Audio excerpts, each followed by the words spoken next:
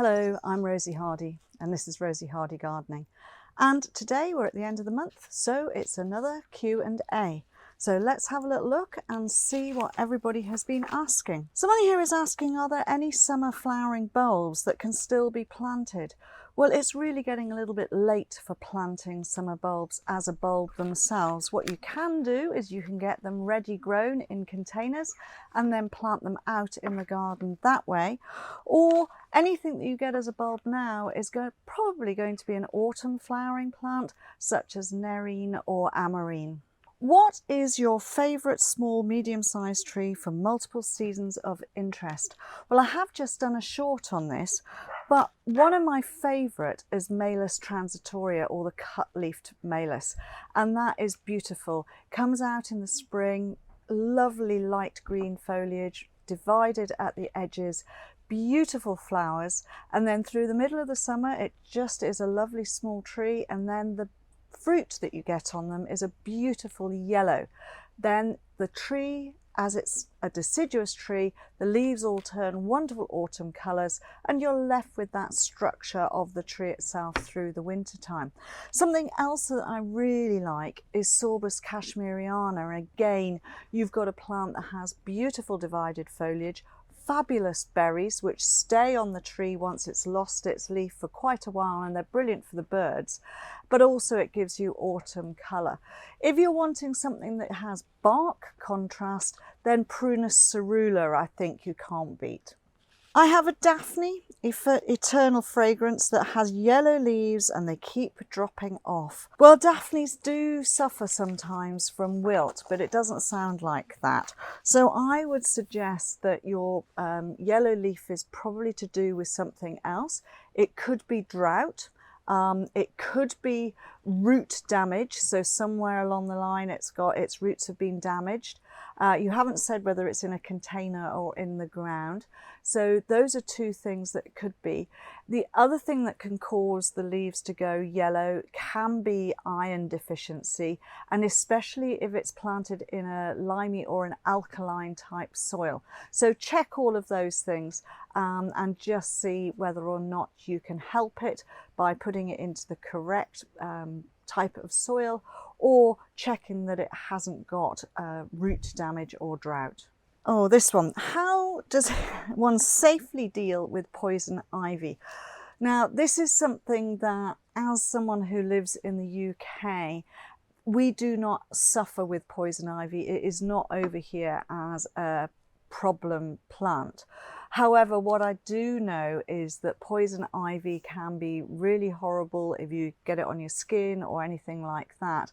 And if you brush it or move it around, then the oil that is in there will end up getting into the atmosphere. So be very, very careful. Cover up if you're going to get rid of it. Make sure you've got protective gloves and clothing. And when you have finished dealing with the plant, make sure that those are all washed. Now then, you can cut back the first lot of material, bag it and bin it, that is a thing. But remember to dig deeply down to eradicate the roots. You've got to go below 8 inches to get all of the root out. If you leave one little piece of root in, it will grow back.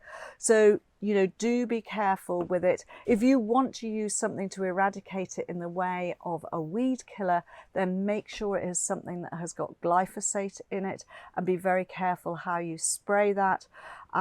Your best way is to just keep on digging it out, and make sure that you bag and bin, and that you clean all of your tools and you clean all of your clothing. Somebody here has managed to start Veronicastrum album from seed, but the plants are not growing very well. They're the same size as 2 months ago. One is 3 centimetres, others smaller. They were started in early March and under grow lights.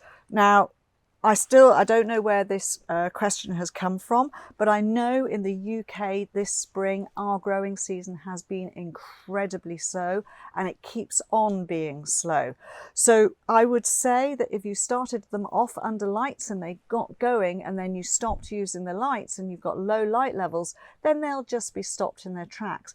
But the other thing with Veronicastrum is that they are a late season plant, so therefore they're not really interested in growing until we get to about June, July. So just be patient, let them naturally recover, because they've been forced with the grow lights and now they're having to adjust to what is actually natural, and they will start growing. So just be a bit patient with them. Where is the graft union on hybrid tea roses? Well, hybrid teas and any roses, they tend to be grafted down near the root base, so normally about 2 or 3 inches above where the roots are. But I'm not a rose specialist, so you would be better off asking one of the rose specialists exactly where the grafts are. The weather has been dry in the UK. Should be re-watering the borders every day.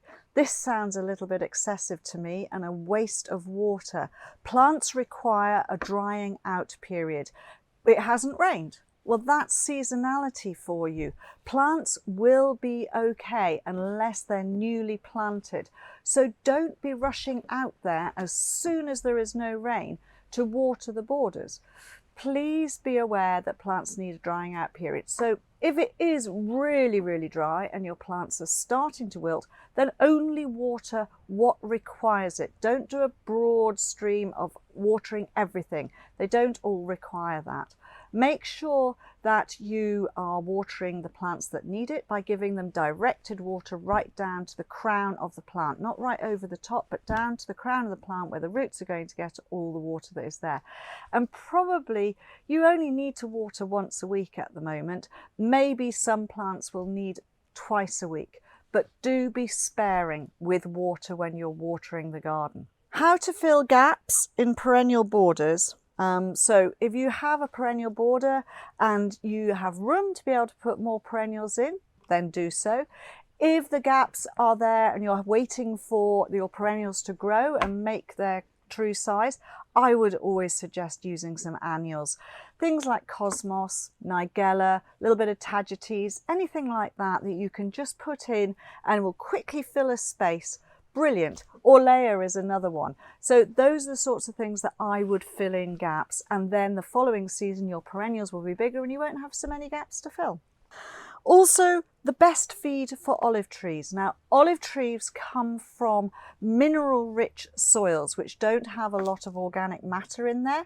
So they want a complex feed. Give them feeds which have got added nutrients in them, such as boron and manganese, and those are the types of feed that you want to be feeding them. Wisteria blue dragon in a pot, leaves going yellow, what should I do? This could be a number of things. It could be overwatering, it could be stress, or it could be that they require some food. So I don't know how old this plant is, I don't know what situation it is other than it's in a container. So the first thing I would check is, has it been overwatered? Is the pot too wet? In which case stop watering it. Is it under stress? Have there been cold winds that you aren't aware of? Have the nighttime temperatures gone down really cold? Because that can cause the plant to end up having yellow leaves. If you can knock out those ones, then the other thing is, then maybe it is iron deficient and you need to be giving it a little bit of fertilizer. Thank you very much for watching, and please do subscribe to the channel.